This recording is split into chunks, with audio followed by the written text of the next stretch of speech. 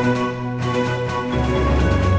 did their research. Can you tell me that generally for engineering what the average is? It's like 85 above or something. Okay, so in their applications, depending on how you read it, it is 85. We call this a cutoff. Now, I want to tell you something. For your cutoffs, what I've known from students who've applied in the past, generally those who were selected had 88, I didn't write that up, 88 and above. Okay? So many of them, when I say 80 and above, it was like 92, 93. We also had a student in 88 who got it. Okay? Which means this was not the case. So then you need to be careful. When you look at these university averages, they're a rough cutoff. The reason why they're rough is because let's say 3,000 people apply to engineering at Waterloo, and we only have, let's say, about 500 seats. That's a lot of people I have to say no to. So there's a committee of people who take averages from 85 and above, have their applications in front of them, and say, okay, we need to have reasons to cut these people off. So we have the best.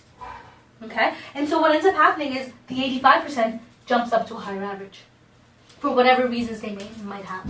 That's why we always advise, look at that number that you're supposed to get and add a little 2% more and try to aim for that. Another section called undergrad. Now, my grade 10s, Yeah, I was gonna my grade 10s, I don't know. undergrad. Wait, I'm not done speaking. My other kids had a question about undergrad because they didn't know what it meant, and that's normal because we don't usually talk about it in school. Does anyone know what an undergrad is?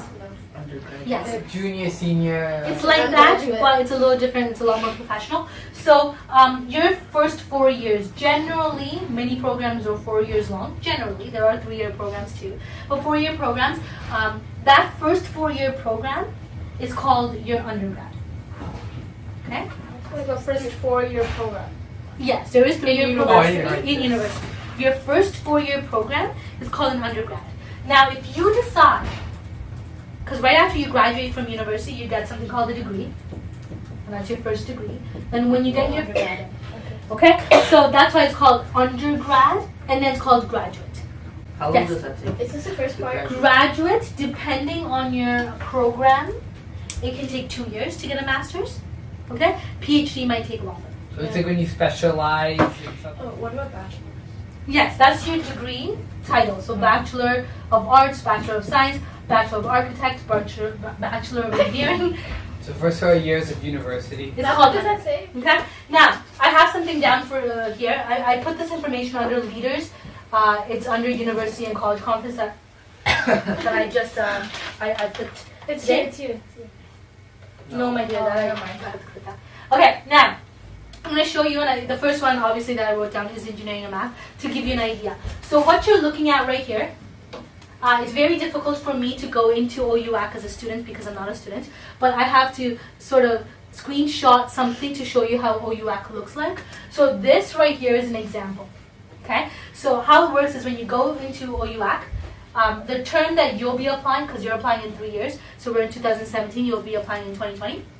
So when you're applying in 2020, this will be fall to 2020.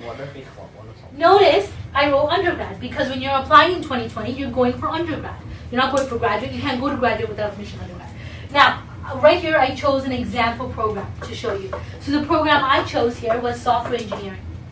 Okay? And then beside it, I wrote the campus, University of Waterloo. UW stands for University of Waterloo shortcut. Okay? Documents, if there's any documents, then you click documents because you have a supplementary form. So you have to click that. And an OUAC choice number.